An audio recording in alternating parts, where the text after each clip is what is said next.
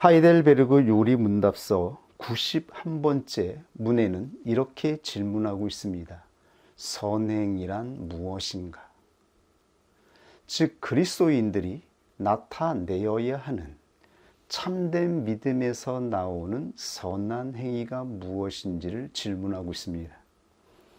그 해답에 대해 이렇게 답하고 있습니다. 하나님의 율법에 따라서 또한 그의 영광을 위하여 참된 믿음으로 행하는 일들만이 선행이며 우리 자신의 생각이나 사람의 교훈에 근거한 것은 선행이 아니다. 우리는 지난주까지 요한복음서를 통해 증거된 위대한 복음의 실체, 즉 하나님의 아들 예수 그리스도가 이 땅에 오셔서 보여주신 하나님의 인격과 하나님께서 죄인을 구원하기 위해서 행하여 주신 대속의 사역을 확인해 보았습니다. 그러므로 이제 누구든지 오직 한 분 예수 그리스도를 영접하면 그 영접하는 믿음으로 구원을 얻을 것입니다. 이것이 하나님이 우리에게 주신 복음의 소식입니다. 이것 외에 그 누구도 다른 구원 얻는 방법을 말하는 자는 망령된 자이며 그는 하나님의 심판을 면치 못할 것입니다. 모든 사람은 예수 그리스도를 영접하는 믿음으로 구원을 얻을 것입니다. 그러나 성경은 우리에게 말씀하시기를 참된 믿음은 반드시 선한 행위를 동반한다라고 증거하고 있습니다. 참된 믿음을 받은 그리스도인이라면 그는 하나님이 기뻐하시는 참된 행위를 나타내야 할 것입니다. 야고보 장로는 말씀하시기를 행함이 없는 믿음은 죽은 믿음이라 하였습니다. 야고보서 2장 14절에 내 형제들아 사람이 믿음이 있노라 하고 행함이 없으면 무슨 이익이 있으리요? 그 믿음이 능히 자기를 구원하겠느뇨? 선한 행위를 동반하지 않는 믿음은 가짜 믿음이며 진짜 믿음이 아니라고 선언하였던 것입니다. 그렇다면 성경에서 증거하는 선한 행위는 무엇인가요? 이것이 바로 하나님의 율법에 관한 것입니다. 이제 믿음으로 구원받은 그리스도인들은 하나님의 율법이 무엇인지를 알아야 됩니다. 그리고 하나님이 선물로 주신 이 믿음을 붙잡고 선한 행위를 통하여 믿음의 열매를 맺어야 하는 것입니다. 하나님의 율법을 통하여 나타내는 선한 행위. 오늘은 그 첫 번째 시간으로 이 선한 행위의 기본적인 의미에 대해서 한번 살펴보겠습니다. 우리는 하나님의 율법을 살펴볼 때에 하이델베르그 요리 문답서를 통하여 이 내용을 확증할 것입니다. 하이델베르그 요리 문답은 세계 3대 개혁교회 신앙 고백서 중에 하나입니다. 네덜란드 신앙 고백서, 도르트 신조, 그리고 세 번째 하이델베르그 요리 문답서는 개혁교회에서 하나님의 말씀과 방불한 것으로 교회에 있는 성도들을 가리키기 위해 작성된 것입니다. 하이델베르그 요리 문답서는 신성 로마 제국의 도시입니다. 1563년에 이 요리 문답서가 작성될 때에 그 시대는 하나님의 법이 통치하던 위대한 시대였습니다. 하나님의 법으로 도덕과 모든 법들을 다스리던 그 놀라운 위대한 시대에 작성된 요리 문답서인 것입니다. 하이델베르그 요리 문답서 91번째 문에는 이렇게 질문하고 있습니다. 선행이란 무엇인가? 즉 그리스도인들이 나타내어야 하는 참된 믿음에서 나오는 선한 행위가 무엇인지를 질문하고 있습니다. 그 해답에 대해 이렇게 답하고 있습니다. 하나님의 율법에 따라서 또한 그의 영광을 위하여 참된 믿음으로 행하는 일들만이 선행이며 우리 자신의 생각이나 사람의 교훈에 근거한 것은 선행이 아니다. 이것이 개혁교회 하나님의 말씀을 신앙하며 그 말씀의 권위 앞에 엎드렸던 교회에서 가르쳤던 내용입니다. 여기에는 선행을 정의하는 세 가지 요소가 증거되어 있습니다. 첫째, 선행은 하나님의 율법에 따라서 행하는 것이다. 두 번째는 참된 믿음에서 나오는 것이다. 세 번째는 하나님의 영광을 위해서 행해지는 것이다. 이것이 선행을 정의하는 기본적인 세 가지 내용입니다. 오늘은 첫 번째, 하나님의 율법을 따라서 행하는 것만 살펴보고 다음 주에 나머지 두 가지 내용을 더 살펴보도록 하겠습니다. 첫째, 그리스도인의 선행은 하나님의 명령을 따라 행해지는 것입니다. 이것은 곧 하나님의 율법이라는 의미입니다. 하나님의 율법은 하나님의 명령으로 선포된 것, 하나님께서 명하신 것을 바로 하나님의 율법이라 하는 것입니다. 그러므로 모든 그리스도인들은 자신들이 행하는 선행이 하나님의 명령을 따라서 행해진 것인지, 즉 하나님의 율법에 근거한 것인지를 반드시 확인해야 할 것입니다. 여기에 대한 중요한 교훈이 사무엘상 13장에 증거되어 있습니다. 사무엘상 13장 8절, 9절에는 이스라엘의 최초 초대왕 사울 왕에게 향하신 하나님의 뜻이 무엇인지를 나타내고 있습니다. 사울이 사무엘의 정한 기한대로 이레를 기다리되 사무엘이 길갈로 오지 아니하매 백성이 사울에게서 흩어지는지라. 사울이 가로되 번제와 화목제물을 이리로 가져오라 하여 번제를 드렸더니. 지금 본문에는 사울 왕이 드린 번제의 행위에 대해서 나타내고 있습니다. 사울 왕이 드렸던 번제, 즉 예배 행위의 정체는 무엇인가? 이것이 본문 말씀의 중요한 영적 교훈인 것입니다. 이 내용은 사무엘상 10장 8절과 연결되어 있습니다. 사무엘은 사울을 왕으로 세우면서 한 가지 명령을 당부하였습니다. 너는 나보다 앞서 길갈로 내려가라. 내가 네게로 내려가서 번제와 화목제를 드리리니 내가 네게 가서 너의 행할 것을 가르칠 때까지 7일을 기다리라. 너의 행할 것을 가르칠 때까지. 왕이 행함으로 실행해야 하는 것, 이것을 하나님의 율법이라 하는 것입니다. 하나님께서 왕을 세운 목적은 하나님의 명령을 받들어 행하는 자가 되기 위해 세우신 것입니다. 이것이 바로 왕의 직무입니다. 이스라엘은 왕의 직무와 선지자의 직무를 나누어 구분하고 있습니다. 선지자의 직무는 하나님의 뜻을 듣고 전하는 자입니다. 왕은 하나님의 명령을 듣고 행하는 자로 이 직분에 세워진 자입니다.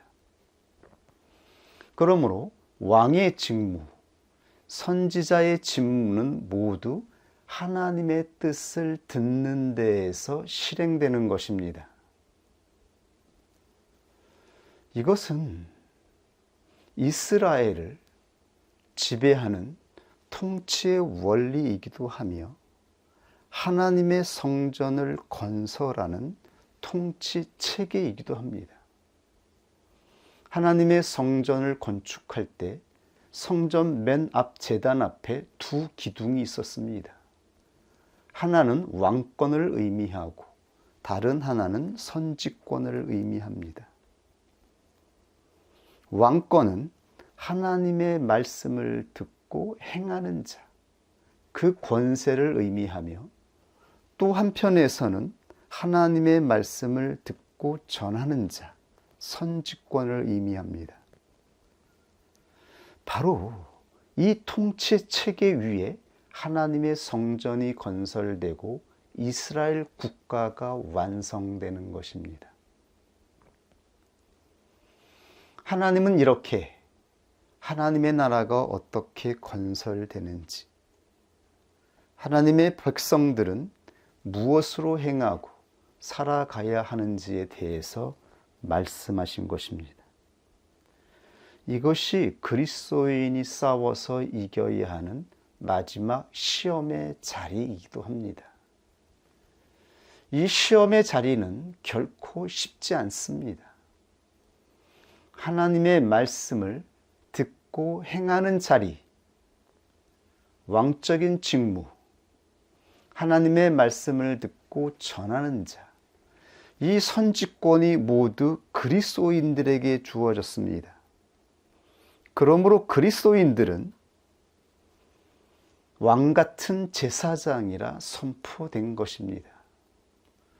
우리는 이제 예수 그리스도 안에서 왕같은 제사장으로 이 두 직무를 행하는 자로 부름을 받아 우리의 소명을 성취하는 자로 그 자리로 부름을 받았다라고 하는 것을 말씀하고 있는 것입니다. 그가 바로 하나님의 나라를 상속하는 하나님의 양자가 될 것입니다. 이 두 직무가 행해질 때 그는 비로소 하나님 나라를 다스리는 상속자가 되는 것입니다. 만약 이 뜻을 행하지 못하면 그는 소자요, 연약한 자로 남겨지는 것입니다. 오늘 사무엘과 사울의 관계를 통해서 나타내는 하나님의 뜻이 무엇인지를 보십시오. 사무엘과 사울은 높고 낮음의 자리가 아니었습니다.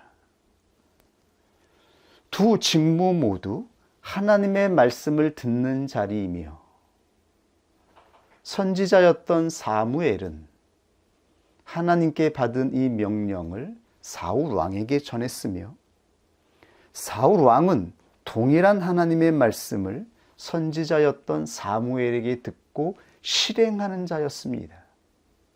그것이 하나님이 사울에게 왕적인 권세를 주신 목적이었습니다. 그에게 내려진 명령을 듣고 실행하는 것입니다. 그러나 분명한 순서가 있죠. 사무엘이 먼저고 사울이 그 나중입니다. 그러므로 사무엘상 9장 27절에 사무엘을 통하여 하나님은 사울에게 왕의 직무를 위한 기름을 붓는 장면이 증거되고 있습니다. 성읍 끝에 이름에 사무엘이 사울에게 이르되 우리를 앞서게 하라. 사원이 앞섬에 또 가로되 너는 잠깐 서 있으라. 내가 하나님의 말씀을 내게 들리리라. 너를 향한 하나님의 명령을 선포하겠다라고 하는 것입니다. 이에 사무엘이 기름병을 취하여 사울의 머리에 붓고 입맞추어 가로되 여호와께서 내게 기름을 부으사 그 기업의 지도자를 삼지 아니하였느냐. 즉 하나님의 명령을 따라 사무엘은 사울에게 기름을 붓고 왕의 직무자로 선포하였던 것입니다. 그리고 사무엘은 사울 왕에게 하나님의 뜻을 명령합니다. 즉 하나님의 율법입니다. 하나님이 뜻하신 법, 하나님이 뜻하시는 행위를 명령하는 것입니다. 이렇게 명령하고 있습니다. 길갈로 내려가라. 내가 내게로 내려가서 번제와 화목제를 드리리니 내가 내게 가서 너의 행할 것을 가르칠 때까지 7일을 기다리라. 너의 행할 것, 즉 하나님의 율법이 선포될 때까지 사울 왕에게 기다리라고 하였습니다. 7일을 기다리라고 하였습니다. 7일은 인내의 시간이며 하나님의 뜻이 완성되는 성취의 시간, 즉 하나님의 뜻이 명령되는 때를 의미합니다. 하나님은 뜻으로 존재하시며 하나님의 뜻은 율법으로 공표되기 때문입니다. 그러므로 이 7일 동안 사울 왕은 기다려야 했습니다. 그러나 7일이 지나도 사무엘이 오지 않자 사울 왕은 급박하고 위급한 마음에 스스로 죄물을 취하여 번제를 드리게 되죠. 사울 왕에게 위급한 순간이 임박한 것입니다. 블레셋 군대가 코앞에 진을 치고 언제든지 쳐들어올 준비를 하고 있습니다. 백성들은 두려움에 떨며 흩어지고 있습니다. 이때에 기다리라고 하였던 사무엘은 정한 기한에 오지 않습니다. 사무엘이 정한 기한에 오지 않은 것인지, 그 마지막 그 순간에 온 것인지, 지나서 온 것인지는 알 수 없지만 바로 이것이 시험이라고 하는 것입니다. 우리의 시험은 언제나 부득이한 상황에 맞닥뜨리게 되는 것입니다. 부득이한 상황, 어쩔 수 없는 상황. 무엇인가를 행해야 하는 그 순간, 그 순간에 우리가 과연 받들어야 하는 것이 무엇인가에 따라서 이 시험을 이기느냐, 지느냐, 그 운명적인 결과가 갈라지게 되는 것입니다. 우리는 여기서 번제의 의미를 다시 확인하게 되는 것이죠. 번제는 그가 드리는 모든 죄물을 불태워서 드리는 제사입니다. 그 번제는 우리 자신을 대신하죠. 우리 안에 발생한 모든 거짓되고 악하고 하나님께 범죄한 이 죄가 발생한 육체를 불태워버리는 제사가 바로 번제입니다. 번제는 하나도 남김없이 살라버리는 것입니다. 먼지처럼 다 사라질 때까지 불태우는 것입니다. 그런데 사울 왕은 자기의 뜻으로 번제를 드립니다. 즉 예배를 드립니다. 이 예배를 드렸던 목적은 하나님의 은혜를 구하기 위함이었습니다. 여기에 시험이 있는 것이죠. 사울 왕은 좋은 의도, 선한 의도를 가지고 번제를 드렸습니다. 그렇다면 성경은 이 사울 왕의 행위를 선한 행위로 선포하고 있는 것인가요? 예배 자체는 하나님이 기뻐하시는 행위이며 하나님이 이미 우리에게 말씀하신 선한 행위입니다. 그러나 그리스도인의 모든 시험은 바로 선한 행위, 선한 자리, 선한 의도로 치장한 그 순간에 발생하는 것이죠. 즉, 사울 왕이 드린 이 번제는 그 외적인 행위 자체에는 선한 것처럼 보였지만 이 행위는 하나님의 율법이 없는 행위였다라는 것입니다. 하나님의 율법이 없는 행위. 그러므로 이것은 선한 행위로 인정받지 못했습니다. 이것으로 사울은 그 영혼이 망하게 되었고 그의 왕권은 쇠퇴하게 된 것입니다.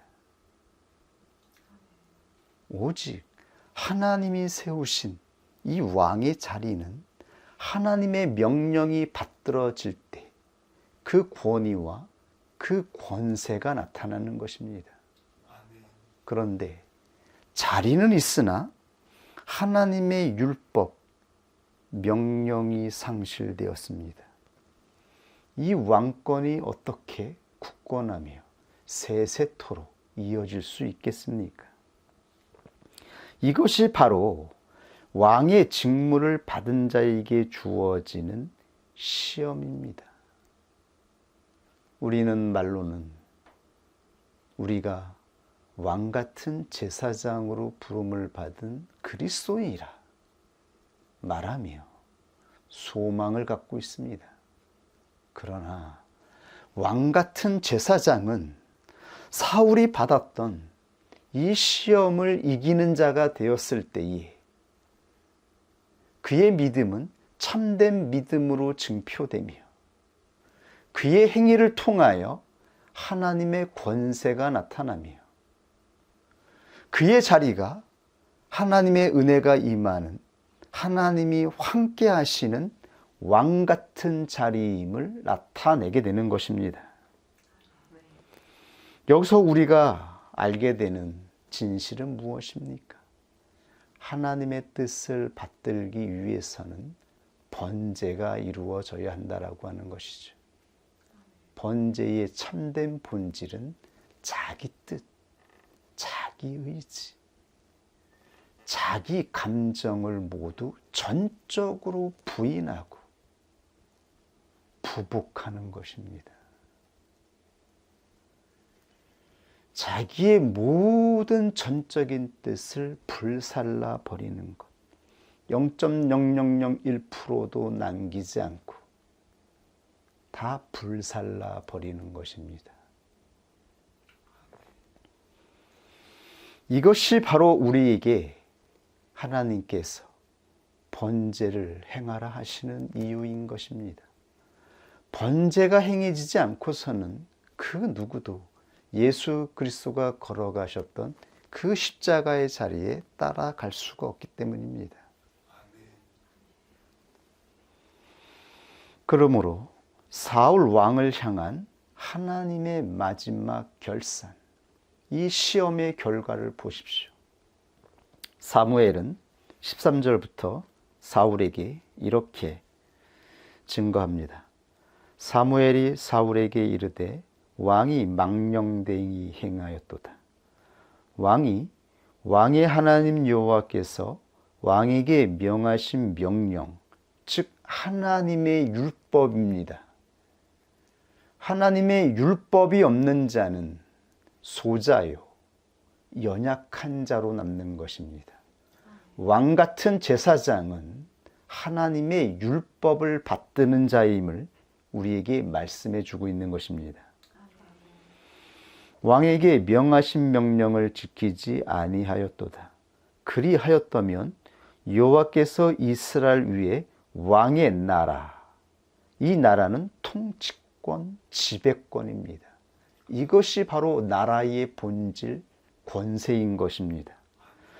왕의 나라를 영영히 세우셨을 것이오늘 지금은 왕의 나라가 길지 못할 것이라. 여호와께서 왕에게 명하신 바를 왕이 지키지 아니하였으므로 여호와께서 그 마음에 맞는 사람을 구하여 그 백성의 지도자를 삼으셨느니라 하고, 다윗이 왕으로 기름 부음을 받게 되는 것이죠. 사울과 다윗은 하나님이 주신 시험 앞에 과연 어떠한 길이 왕의 직무, 왕의 자리를 지키는 권세 있는 자리, 어떻게 하나님의 나라가 흥황하여지며 그 세력이 강하게 되는지를 보여주고 있는 것입니다. 우리는 이 말씀을 통하여 중요한 영적인 교훈을 발견해야 하는 것입니다. 이것은 현재의 그리스도인에게 주시는 말씀입니다. 우리의 인생을 다스리는 법은 무엇인가? 과연 우리는 율법을 가지고 있는가?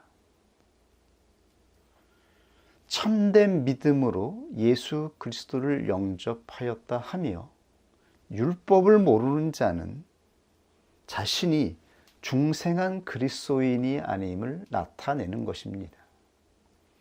중생한 그리스도인들은 하나님이 주신 구원 얻는 믿음으로 구원을 얻었다 말하며 하나님의 명령과 상관없이 살아가는 자들이 아니기 때문입니다. 참된 중생으로 하나님의 영이 임한 자는 하나님의 법이 같이 임하는 것입니다. 하나님의 법을 받들게 되는 것입니다. 그러므로 하이델베르그 요리 문답서 해설을 보면 여기에 두 가지 선을 구분합니다. 도덕적인 선과 본성적인 선을 구별하는 것입니다. 여기에서 말하는 도덕적인 선은 지금 이 세계를 지배하는 지성인들, 자연인들이 말한 윤리의 법을 의미하는 것이 아니라, 도덕적인 가치가 아니라 이 시대를 지배하던 하나님의 통치, 하나님의 법 아래 놓여서 하나님의 율법을 따라 모든 세상의 가치관과 이념과 풍속을 다스리던 그 시대에 말하는 도덕적인 선입니다. 이 도덕적인 선과 본성적인 선이 있음을 말하고 있습니다. 도덕적인 선은 하나님께서 명령하신 것이다, 이렇게 정의하고 있는 것입니다. 하나님의 나라는 하나님의 법을 통하여 나타난 모든 규율과 체계와 가치관으로 다스려집니다. 이것이 바로 도덕인 것입니다.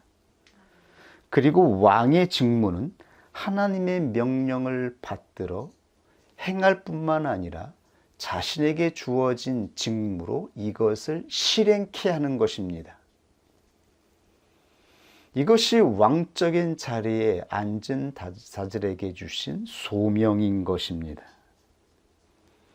피조물은 하나님의 뜻을 떠나서 스스로 법을 만들거나 스스로 명령을 제정할 수 없습니다.